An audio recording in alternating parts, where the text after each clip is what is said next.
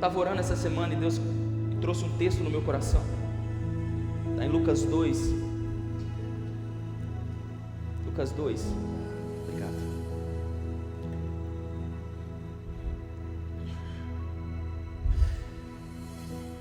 Que falava a respeito de Simeão e de Ana. Simeão, um homem de Jerusalém, um homem velho, que passou uma vida inteira esperando pelo Redentor. A Bíblia diz que quando ele pega Jesus nos braços, ele diz: agora eu posso morrer em paz, porque os meus olhos viram a salvação de Israel. A Bíblia diz sobre uma mulher chamada Ana, uma profetisa, que a Bíblia diz que ela passou 84 anos da sua vida jejuando e orando. E o dia que ela viu Jesus, ela entendeu que a razão de tudo que ela fez era para encontrar com aquele menino que ela pegou nos braços. Eu confesso para você que eu li esse texto e eu falava: Senhor, o que o Senhor quer me dizer nesse texto? Eu estava aqui e o Senhor começou a falar no meu coração: a minha presença vale mais do que todas as coisas. Sabe o que é esperar uma vida inteira para encontrar Jesus? Simeão demorou uma vida inteira, Ana por 84 anos, e Jesus está aqui hoje, e você não precisa perder o seu tempo e esperar por mais nenhuma hora. A vida daqueles homens, de uma vida esperando, foi transformada porque Jesus chegou na vida deles. Quando a presença de Deus chega, é ela que nos justifica, é ela que transforma, é ela que cuida de nós. Eu quero te dizer uma coisa essa noite: a presença de Jesus está aqui e está passando no meio dessas cadeiras. Não permita o Senhor passar por você e ser somente mais uma noite. Eu acredito que o que Deus fez aqui essa noite, o que Ele está fazendo, porque ainda não acabou, ainda tem mais, é algo que pode transformar as nossas vidas por completo. Amém? Queria que você fechasse seus olhos.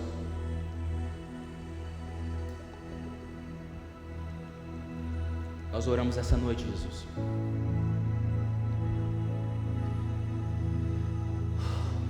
Nós oramos pela Tua presença em nós. Nós te pedimos como profeta do Senhor, que o Senhor toque as nossas vidas essa noite, com presença, com unção, com discernimento, com sabedoria, Pai. Quebra das nossas vidas essa noite todas as arestas, todas as desculpas, todos os medos, toda a resistência estabelecida. Tua palavra diz de sofismas e fortalezas. A Tua presença, e ela é a única capaz de quebrar fortalezas dos nossos corações, e a Tua presença já está aqui. Eu quero te pedir que o Senhor dê ordem aos Teus anjos para quebrar todas as fortalezas no nosso entendimento essa noite. Eu creio, Jesus, que o Senhor não veio aqui essa noite à toa. Eu tenho certeza, nem nos nossos sonhos nós imaginávamos uma doce presença como essa. Mas eu sei que em todas as coisas o Senhor tem mais para trazer cura, trazer libertação e promover novas estações sobre as nossas vidas. O Senhor tem falado de portas abertas para o Teu povo, Jesus. O Senhor tem falado de portas abertas. Nos ensina a encontrar essas portas abertas dentro de nós. Não são portas fora, não são portas que nós passaremos de dentro para fora, mas portas que passaremos de fora para dentro. As portas que nós vamos passar começam dentro de nós. Nos ensina, Senhor, ilumina o nosso coração, para que a gente possa encontrar todas as portas abertas que o Senhor tem sobre as nossas vidas. E toda a honra, e toda a honra, e toda a honra, e toda a glória será sua e somente sua, em nome de Jesus. Aleluia. Eu queria te convidar a abrir sua Bíblia no livro de Provérbios, capítulo 3, versículo 9.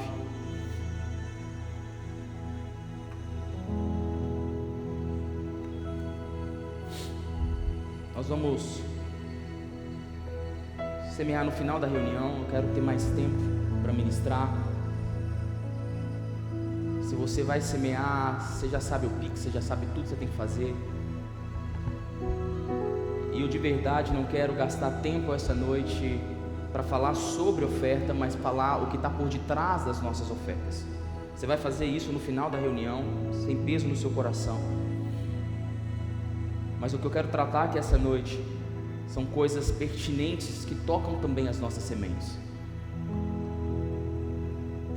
Provérbios capítulo 3, verso 9 diz: honre o Senhor com todos os seus recursos e com os primeiros frutos ou as primícias das suas plantações. Os seus celeiros ficarão completamente cheios e os seus lagares transbordarão de vinho.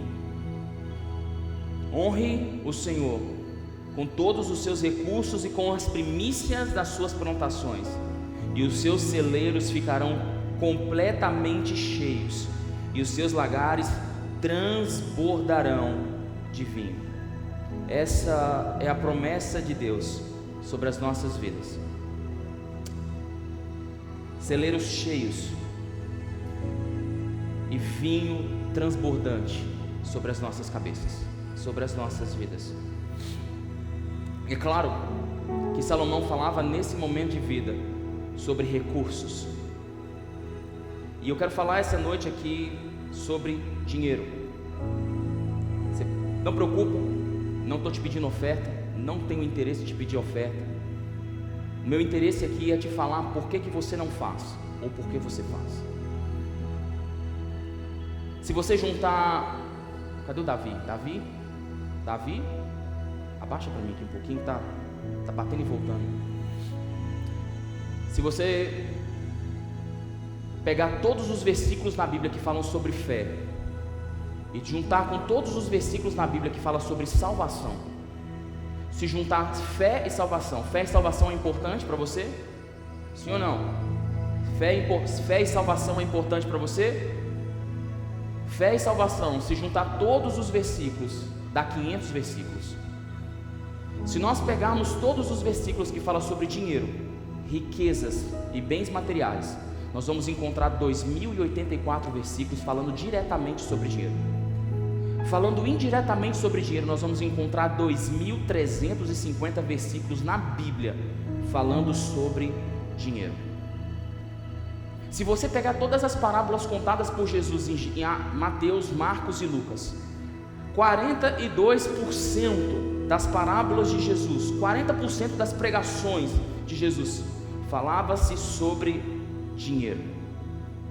Quando Salomão diz: honre a Deus com todos os seus recursos e com as primícias das suas plantações, ele estava falando sobre causa e efeito. É óbvio que o povo de Deus tem celebrado o efeito, mas o foco de Deus nunca estava no efeito de transbordar óleo e vinho. O foco de Deus estava na causa: honre ao Senhor seu Deus. E talvez falar sobre honra não seja algo que eu e você estamos acostumados, porque honra, muitos de nós já fomos massacrados com esse discurso. Alguns de nós passamos por experiências ruins, a começar de mim mesmo. Mas quando nós nos reposicionamos na cruz de Cristo e encontramos em Cristo a cura para os nossos traumas, nós começamos a entender o que Deus quer fazer através desse discurso nas nossas vidas. Porque honrar a Deus é fazer distinção, é fazer uma separação, é dizer: olha, você que está sendo honrado é uma pessoa distinta de todas as outras pessoas que estão comigo. Honrar a Deus, não que Deus precise. Deixa eu te explicar uma coisa: Deus não precisa de honra. Deus não está interessado na sua honra. A honra não é para que Deus se sinta melhor, porque Ele é completo em si mesmo. Mas a honra tem um efeito regulador nas nossas vidas. Quando nós honramos, A honra que nós liberamos sobre a presença de Deus regula as nossas vidas. Malaquias capítulo 1, eu queria que você abrisse comigo em Malaquias capítulo 1.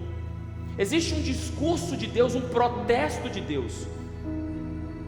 O livro de Malaquias é um protesto de Deus para a igreja. Aí se a gente pega Malaquias 3:10 e diz: nós temos que dizimar, nós temos que fazer isso, porque senão o devorador vai vir. O contexto de Malaquias não era para as pessoas, o contexto era para os sacerdotes, era para a igreja. E Deus começa o livro de Malaquias protestando com eles, dizendo: o filho honra o seu pai e o servo o seu senhor. Se eu sou o pai, onde está a honra que me é devida?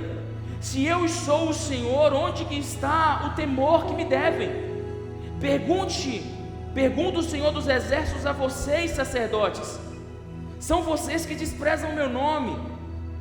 Mas vocês perguntam: de que maneira temos desprezado o teu nome? Trazendo comida impura ao meu altar. E mesmo assim perguntam: de que maneira te desonramos? Ao dizerem que a mesa do Senhor é desprezível.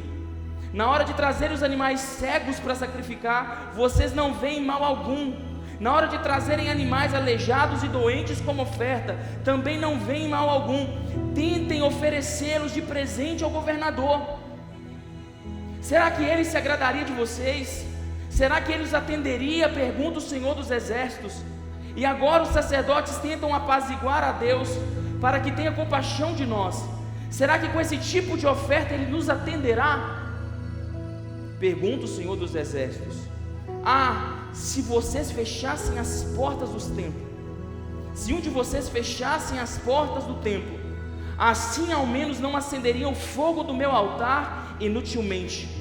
Não tenho prazer em vocês, diz o Senhor dos exércitos, e não aceitarei as suas ofertas. As pessoas vinham trazer ofertas para Deus. Preste atenção no que Deus está dizendo. As pessoas vinham trazer ofertas, e ofertas que custavam. Deus não estava reclamando, Deus não estava protestando sobre o valor que era trazido, mas a motivação pela qual era trazido. Ele está dizendo: eu não estou te cobrando o seu dinheiro, eu estou cobrando a honra que me é devida. Se eu sou o pai de vocês, então cadê a minha honra? Se eu sou o Senhor, por que vocês não me temem? O protesto divino não estava em quantidades de dinheiro que as pessoas traziam, porque elas traziam. Ele está dizendo: é melhor que fechem as portas, pelo menos vocês não estão gastando o fogo do meu altar inutilmente, porque o que eu quero de vocês não é isso que vocês estão trazendo. O que eu quero de vocês é o que está no coração, é a honra que me é devida. Deus é incisivo com o dinheiro. Não porque o dinheiro é importante para Deus, mas a nossa relação com o dinheiro é importante para Deus. Eu não sei se você sabe, o único concorrente de Deus no coração de um homem é o dinheiro. Nós podemos ser pobres, escassos, miseráveis, e amarmos o dinheiro apaixonadamente. 1 Timóteo capítulo 6, verso 10: pois o amor ao dinheiro é a raiz de todos os males. Algumas pessoas, por cobiçarem o dinheiro, desviaram-se da fé e se atormentaram a si mesmas com muitos sofrimentos. As pessoas dizem: o dinheiro é a raiz de todos os males. Mentira, é o amor ao dinheiro que é a raiz de todos os males. Você pode ser pobre e amar o dinheiro, você pode ser rico e amar a Deus. O problema não está na sua conta bancária, o problema está no nosso coração. Salmos capítulo 62, verso 10, diz assim: não confiem na extorsão, nem ponham esperança em bens roubados. Se as suas riquezas aumentam, não ponha nelas o seu coração. O que Deus está dizendo? Ainda que você prospere, não ponha o seu coração nas riquezas. Colossenses, carta de Paulo aos Colossenses, capítulo 3, no verso 5: assim, façam morrer tudo o que pertence à natureza terrena de vocês: imoralidade sexual, impureza, paixão, desejos maus e a ganância, que é idolatria. E o texto de Mateus capítulo 13, verso 22, quanto ao que foi semeado entre os espinhos, este é aquele que ouve a palavra, mas a preocupação com esta vida e o engano das riquezas sufocaram e tornaram infrutífera a semente do reino. E não menos importante, talvez o mais importante de todos, Mateus 6, 24, a não podeis servir a dois senhores, pois odiará um e amará o outro, ou se dedicará a um e desprezará o outro. Vocês não podem servir a Deus e ao dinheiro. Deus não estava dizendo, Jesus não disse que estava obedecer a Deus ou ao diabo. Ele não disse obedeceis a Deus e a sua história, obedeceis a Deus ao seu velho homem. Ele está dizendo, o único concorrente no coração de um homem que impede Deus agir na vida dele é o dinheiro, é o amor que nós temos ao dinheiro. Quando um pastor fala de dinheiro, você acha que eu nunca ouvi a piadinha? Você acha que as pessoas, que você que é crente, nunca ouviu a piadinha? Pequenas igrejas.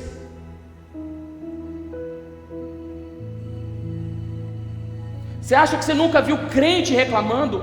Crente protestando sobre dinheiro? Eu quero reafirmar essa verdade aqui hoje. Eu não estou aqui para falar sobre o seu dízimo, sobre a sua oferta.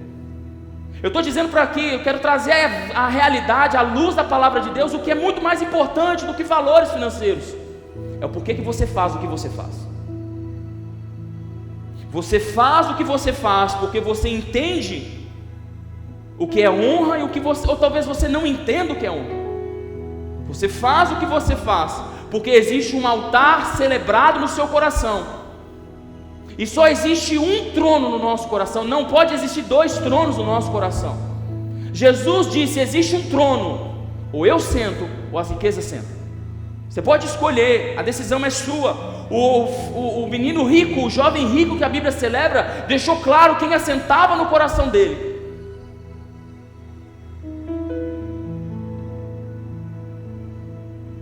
Nós não podemos negar a importância.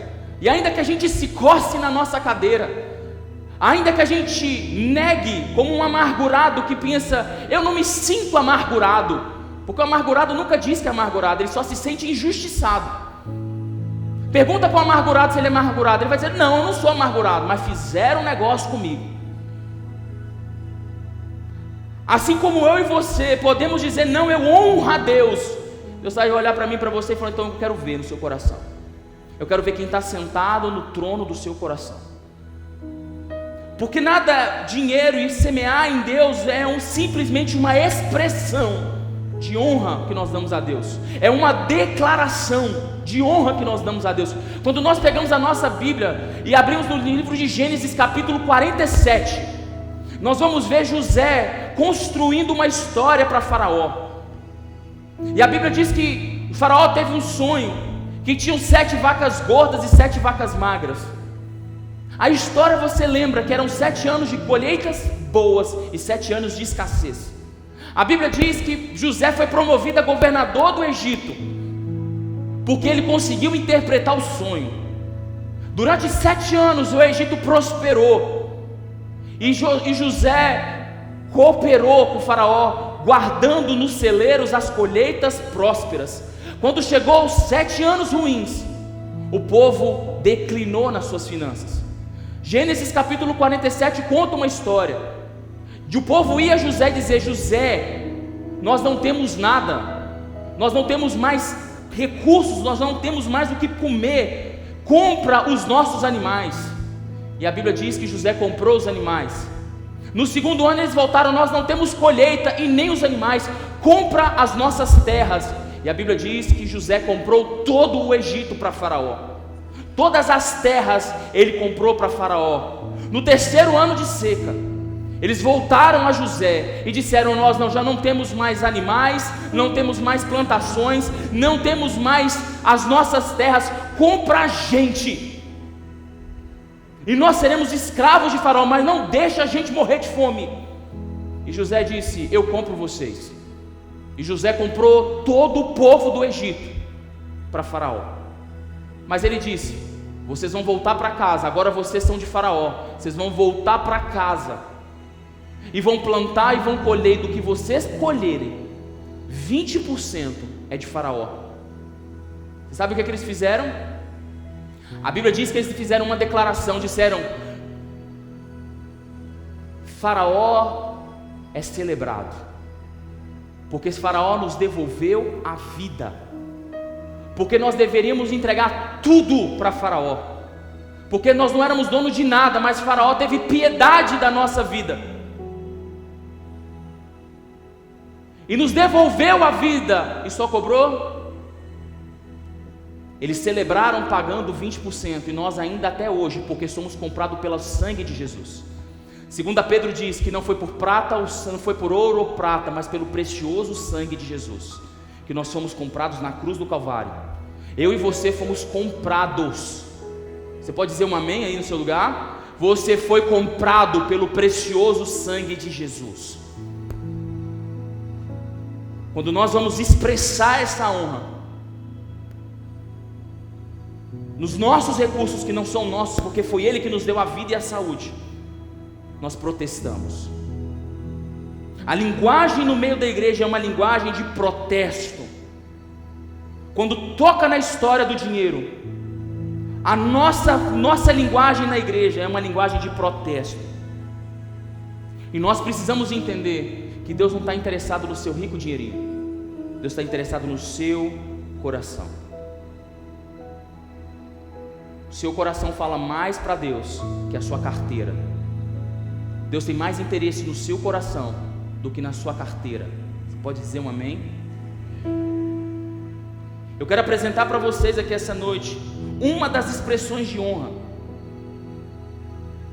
que era uma lei mosaica, mas se transcendeu. Ela deixou de ser uma lei cultural e se tornou uma lei espiritual para as nossas vidas. Porque Paulo já no Novo Testamento fala dessa lei, que é a lei das primícias. A lei das primícias é um modelo do Velho Testamento, que fazia alusão à separação da primeira parte de tudo o que o povo recebia. Não era dar o melhor, era dar o melhor sendo o primeiro. Não era ser só o melhor, era ser o primeiro.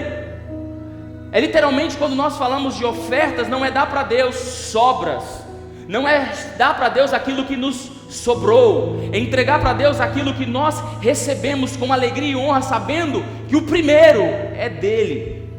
Ele é o primeiro nas nossas vidas. Isso não é de forma alguma algo negociável no céu. Deus, se você disser que Deus não é o primeiro, Deus vai continuar sendo o primeiro.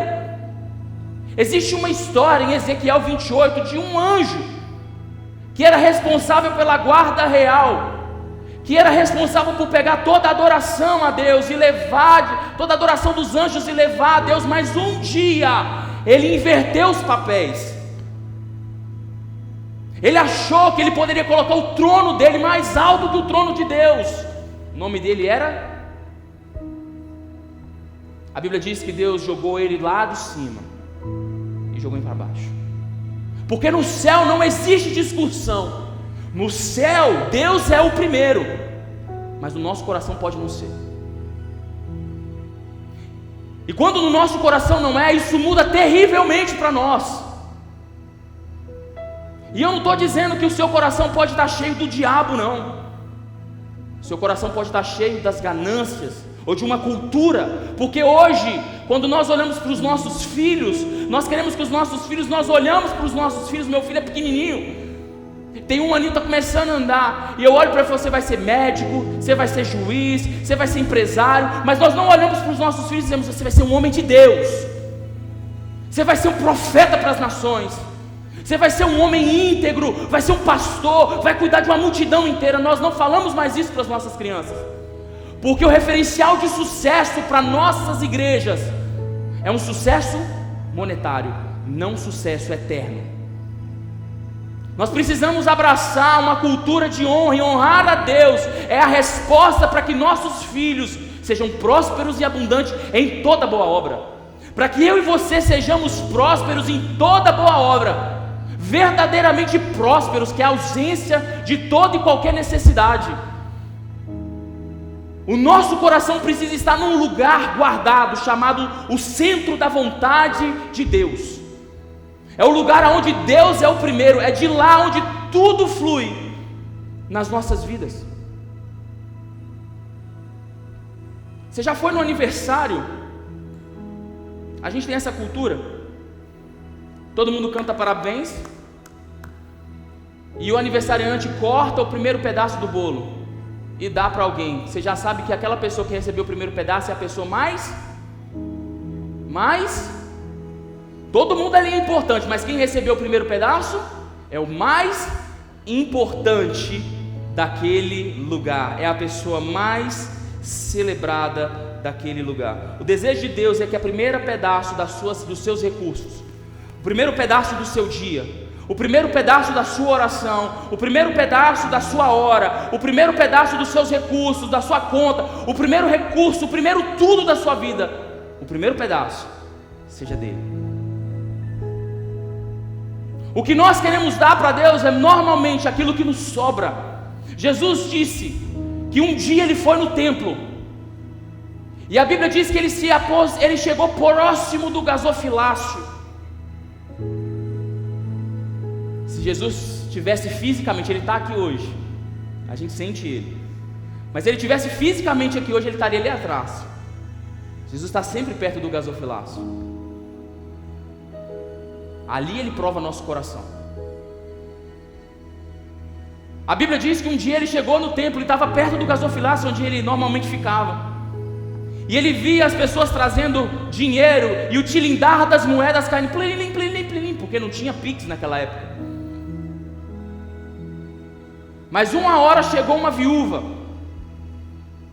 e quando 2 moedas bateram no gasofilácio, ele disse: para tudo. Para tudo, para o culto, para tudo, porque essa mulher deu mais do que todo mundo aqui junto, porque ela não deu o que sobrava, ela deu tudo o que ela.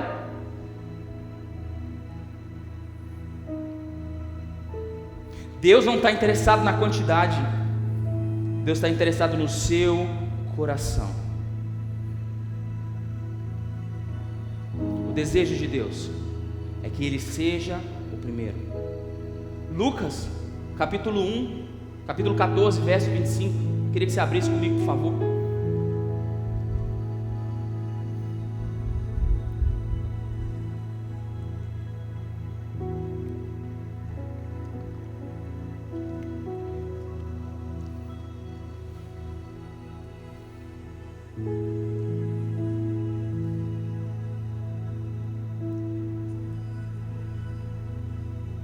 Lucas 14, 25 diz: uma grande multidão ia acompanhando Jesus, e este, voltando-se para ela, disse: se alguém vem a mim e ama o seu pai, sua mãe, sua mulher, seus filhos, seus irmãos, suas irmãs, até a própria vida mais do que a mim, não pode ser o meu discípulo. E aquele que não carrega a sua cruz e não me segue, não pode ser o meu discípulo. Jesus estava dizendo e apresentando o Evangelho, e ele nunca deixou de apresentar um Evangelho, que Deus não fosse a pessoa mais importante do Evangelho. O Evangelho de Jesus é: eu faço a vontade do meu Pai, Ele é a pessoa mais importante. Esse lugar pode ter sido trocado no seu coração, mas no céu isso nunca foi trocado. Essa questão do Evangelho que nós ouvimos, que Deus vai derramar bênçãos, que portas serão abertas, eu acredito, pode receber em nome de Jesus. Portas serão abertas na sua vida em nome de Jesus, quando Deus for o centro e for a pessoa mais importante da sua vida. É Ele que vai abrir uma porta que ninguém pode fechar, e é Ele que vai fechar uma porta que ninguém pode abrir. É Ele que abre, é Ele que fecha as portas. Gênesis capítulo 4, vamos preencher a nossa caderneta de devocional essa semana. Gênesis capítulo 4, versículo 3.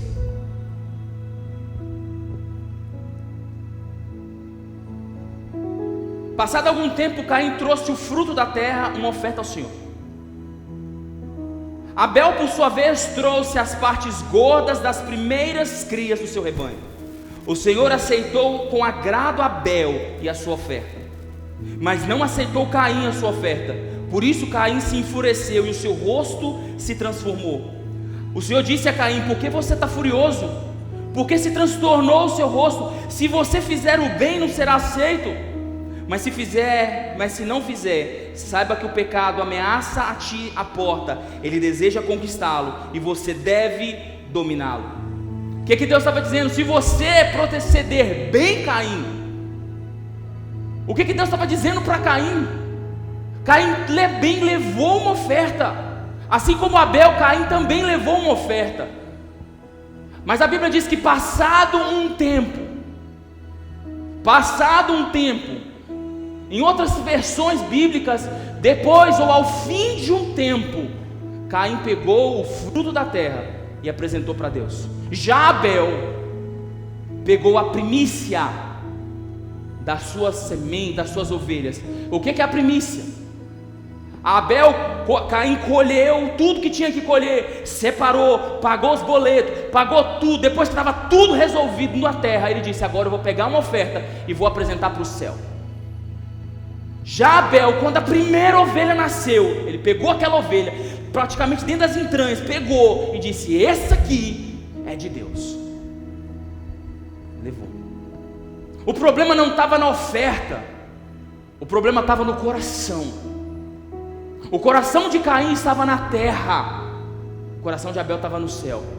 Porque a pessoa mais importante para Caim era ele, mas para Abel a pessoa mais importante era Deus. Se nós procedêssemos bem, também seríamos reaceitos. O que Deus está dizendo é: há um nível de aceitação, há um nível de proximidade, há um nível de relacionamento comigo, entre eu e você, que se você proceder bem, eu me achego a ti.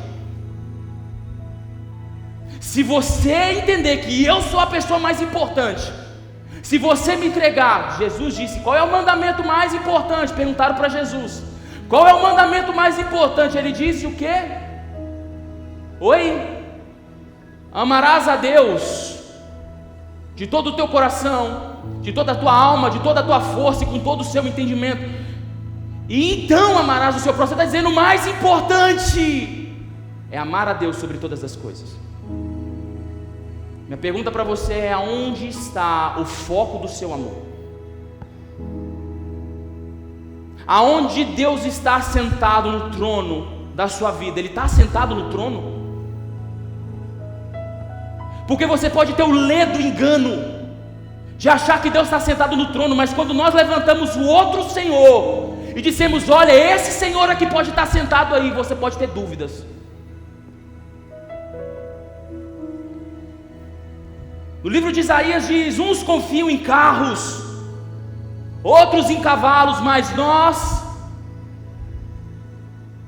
o Senhor dos exércitos. O que ele está dizendo? É o trono que libera o favor da minha vida. Não é os carros e os cavalos, não é os poderes, não são os governos. Quem libera os favores da minha vida é o Senhor dos exércitos. Quem está sentado no trono do seu coração? Esse inimigo é real.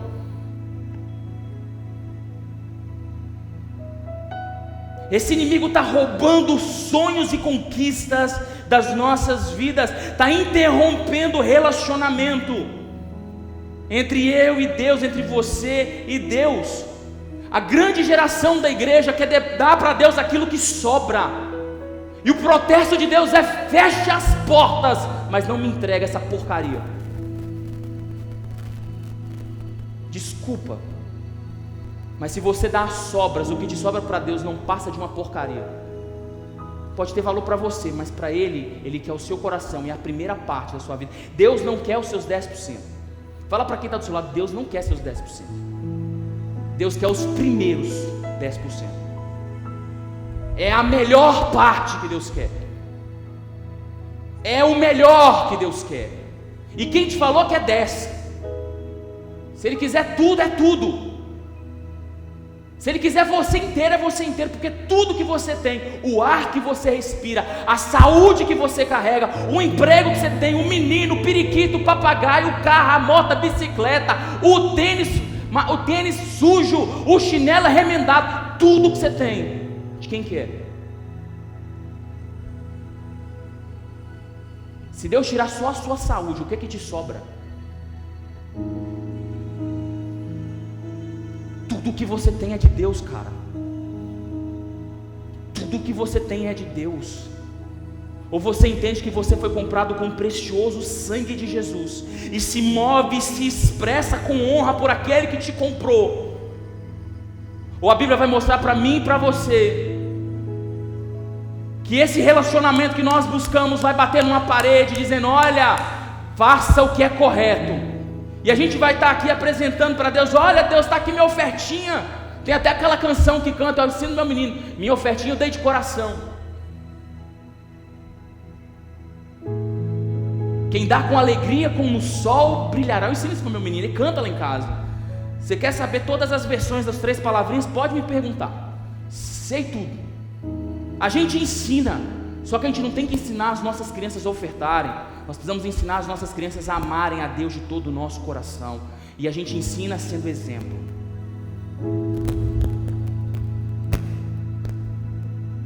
Não oferta porque Deus precisa.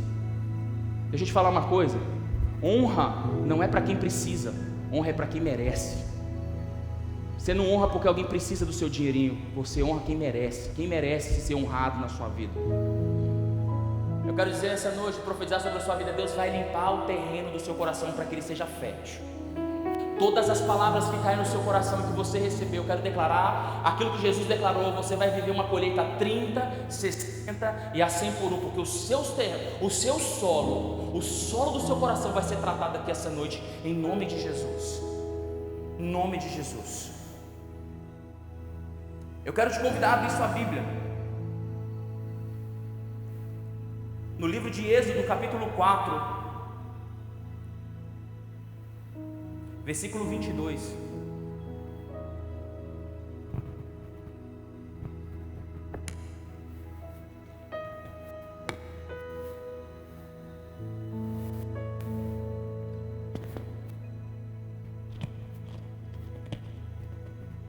Moisés dizendo a Faraó: depois diga a Faraó que assim diz o Senhor: Israel é o meu primogênito. Eu já disse que deixe o meu filho ir para me prestar culto, mas você não quis deixá-lo, por isso também matarei o seu primeiro filho. Versículo 22 de novo: diga a Faraó que assim diz o Senhor: Israel é o meu primogênito. Israel, a nação inteira é o primogênito. Como que Deus chama todo mundo? Sabe quantos homens eram? 600 mil homens, fora menino, fora mulher. O que dá na matemática bíblica, quando Moisés sai do Egito, sai com Moisés e mais 3 milhões de pessoas. Mas Deus olha para Faraó e diz assim: ele é meu primogênito. Todos eles é o meu primogênito. Por que Deus faz essa declaração? No mesmo livro de Gênesis, no versículo 22, a Bíblia diz que um homem, debaixo de uma palavra, pegou o seu filho, o filho que ele amou e esperou por anos. Por 25 anos ele esperou que o filho nascesse. Deus disse: pega Isaac, coloca no altar e me dá ele. E a Bíblia diz que Abraão pegou Isaac, colocou no altar, e quando ele levantou o punhal para matar Isaac, Deus disse: para,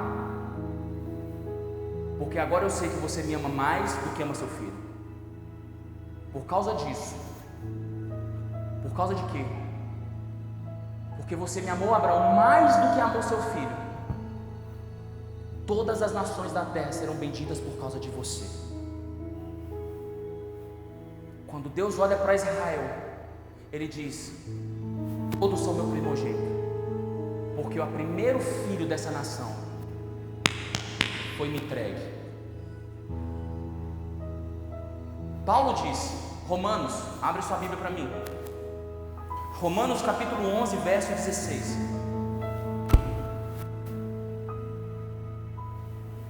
Oi? Me ouvindo? Romanos 11:16, está muito alto. Então abaixa. Romanos 11:16 diz assim: se é santa a parte da massa que é oferecida como os primeiros frutos, também toda a massa o é. Se a raiz é santa, todos os ramos são santos. O que Deus está dizendo? Se você me entregar o primeiro, eu santifico todo o resto. Se você me entregar o primeiro, todo o resto eu tomo conta na sua vida. Se você tiver coragem de entregar o seu coração, eu cuido da sua vida inteira. Existe uma festa, que é a festa de Pentecostes, a festa das primícias, a festa dos primeiros frutos. Deus não mudou. Deus continua dizendo: se eu preciso, para te abençoar, que você entenda que eu sou a primeira parte e a parte mais importante da sua vida. Se você entender isso, eu quero te abençoar, eu vou te abençoar. Porque quando o dinheiro, existe uma célebre frase dizendo: o problema não é o crente ter dinheiro, o problema é o dinheiro ter o crente. Deus não tem problema em te abençoar. Entenda o que eu vou dizer. Deus não tem problema em colocar o seu nome nos lugares mais altos dessa terra. Deus não tem problema em te abençoar, de te fazer ficar próspero no nível sobrenatural. Deus não tem problema nenhum de você andar de Ferrari. Deus não tem esse problema. Sabe qual é o problema de Deus? Se a Ferrari contaminar a sua relação com Ele. Porque tem gente que anda de bicicleta e o coração está contaminado. Não é a quantidade, não é sobre o quanto você ganha, é sobre aonde está o seu coração. Josué, capítulo 6. Estou acabando. Josué capítulo 6, o anjo aparece para Josué. Versículo 18: mas fiquem longe das coisas consagradas e não se apossem de nenhuma delas, para que não sejam destruídos. Do contrário, trarão destruição e desgraça ao acampamento de Israel. Toda a prata, todo o ouro e todos os utensílios de bronze e de ferro são sagrados, pertencem ao Senhor e deverão ser levados para o seu tesouro. Deus estava dizendo isso para Jericó. Deus disse: vocês vão entrar em Jericó. Eu vou dar uma estratégia para vocês. Vocês vão entrar na terra. Tem uma cidade do muro gigante. Era tão alto e tão largo o muro que tinham casas construídas por sobre o muro. Deus disse: eu vou dar uma estratégia. Vocês vão destruir o muro, mas não vão tocar em nada. Eles entraram, e a gente conhece a história, que foi por gritos e alaridos, que as muralhas de Jericó caíram. Mas a Bíblia diz que Acã pegou uma capa babilônica e levou para casa. Imediatamente na próxima cidade, que era Ai, a Bíblia diz que ela era infinitamente menor, infinitamente menos expressiva. A próxima batalha era infinitamente menos expressiva. A Bíblia diz que o povo de Deus fracassou. E Deus disse: porque pegaram uma capa. Você acha que Deus estava interessado numa capa? Você acha que Deus estava interessado numa capa? Jericó era a primeira parte de toda a terra. E Deus disse: a primeira parte é minha. Quando Acã é revelado e ele morre, eles voltam na guerra e vencem a guerra. Sabe o que isso quer dizer? Que existem guerras que você está sendo derrotado hoje. Existem batalhas que você está lutando e não está conseguindo vencer, porque o trono do seu coração não é Deus que está sentado. Você pode olhar para o seu história e dizer: mas eu já fiz isso, eu já passei por isso, Deus já fez isso na minha vida. Sim, mas em algum momento você cedeu o trono do seu coração para as expectativas sobre esse mundo. Você cedeu o trono do seu coração para as conquistas que o mundo poderia te oferecer. Eu não estou dizendo que ser próspero nessa terra é errado, pelo contrário. A Bíblia diz que Deus tem uma boa medida, sacudida, recalcada e transbordante. O que eu estou dizendo é que essa medida não pode estar sentada no trono governando a sua vida.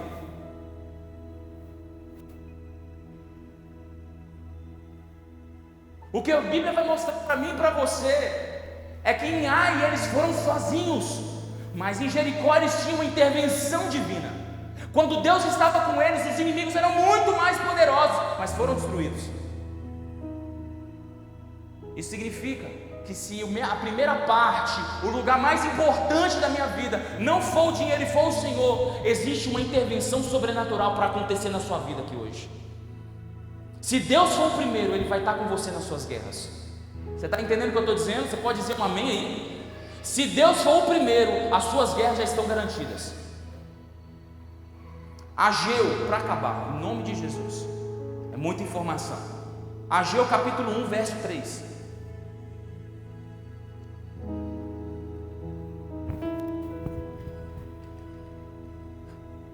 A Bíblia diz: por isso a palavra do Senhor veio novamente por meio de um profeta Ageu. Acaso é tempo de vocês morarem em casa de fino acabamento, enquanto a minha casa continua destruída? Agora assim diz o Senhor dos Exércitos: vejam por onde os seus caminhos os levaram. Vocês têm plantado muito e colhido pouco. Vocês comem, mas não se fartam. Bebem, mas não se satisfazem. Vestem-se, mas não se aquecem. Aquele que recebe salário, recebe-o para colocar numa bolsa furada. O que Deus está dizendo? Vocês estão se esforçando, mas eu não estou com vocês. Porque a ideia de Deus sobre bênção não é quantidade, é substância. Quando Deus diz: eu vou te abençoar, Ele está dizendo: não vai te faltar nada. Ele diz: a minha casa, que naquele tempo a casa dele era um prédio, hoje não, mas naquele tempo a casa era um prédio, o povo estava trabalhando e prosperando em outras coisas. Ele diz: vocês estão lutando sozinhos, mas eu posso lutar com vocês, se vocês lutarem a minha batalha.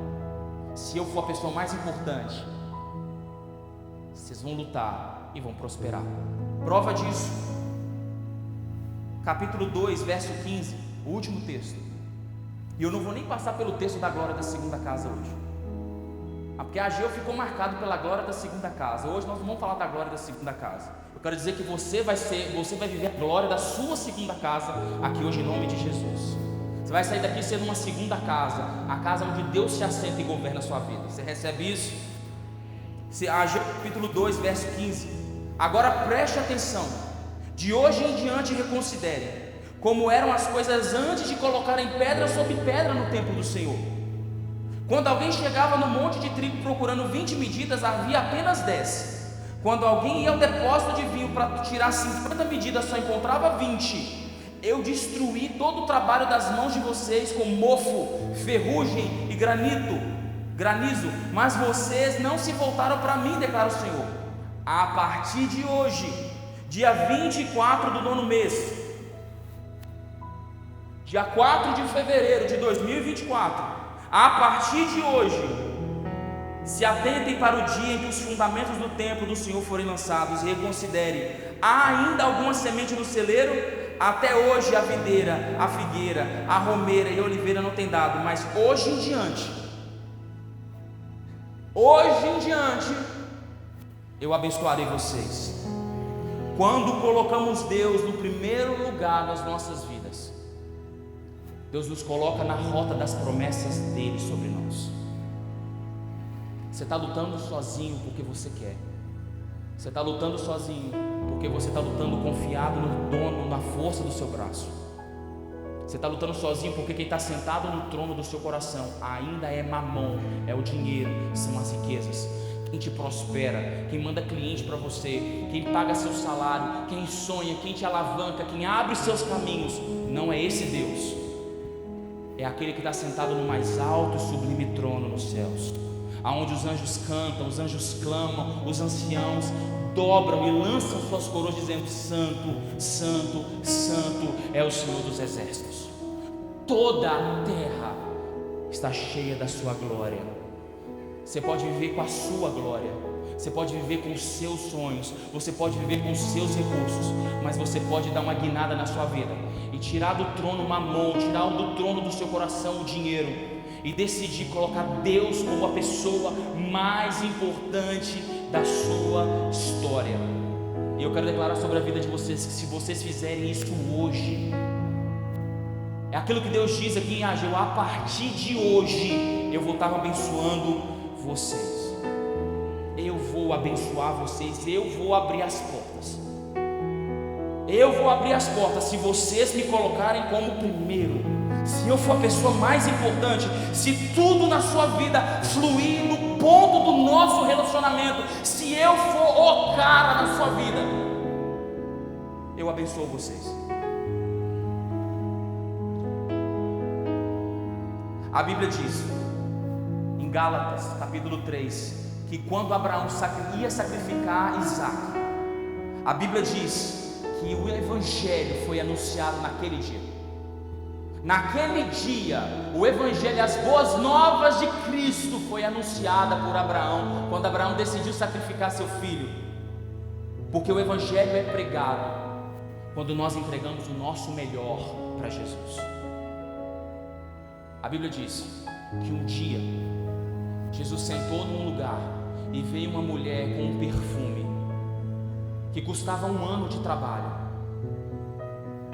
e derramou o perfume nos pés de Jesus, e lavou os pés de Jesus nos cabelos. As pessoas tentaram interrompê-lo, ele disse não, porque aonde o Evangelho for pregado, essa história dessa mulher vai ser lembrada, porque ela deu o melhor que ela tinha para Jesus. Deus não está atrás do seu dinheiro. Deus nunca esteve atrás do seu dinheiro. Deus sempre esteve atrás do seu coração. Você disse para Deus que estava apertado. Você disse para Deus que tinha conta para pagar. Foi você que disse para Deus que fez compromissos achando que Deus podia fazer A, B, C, contando que Deus supriria as necessidades desse Deus. Eu te digo hoje que se você sair desse trono e permitir que Deus se assente no trono do seu coração, você vai viver uma vida muito melhor do que você está vivendo hoje.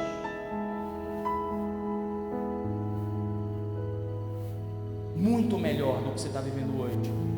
Mas nós precisamos, como igreja, desmascarar esse demônio que tenta, dinheiro não é um demônio, mas o amor ao dinheiro se transforma numa personificação demoníaca no nosso coração.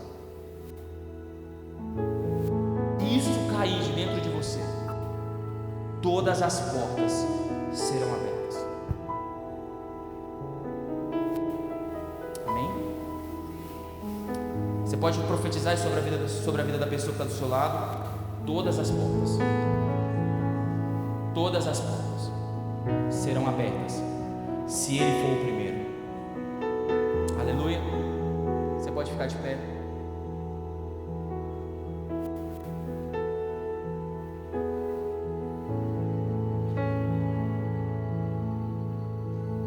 Eu quero dizer para você que hoje é a noite de sacrificarmos os nossos Isaques. Hoje Deus te chama de Abraão e fala: está na hora de trazer Isaac.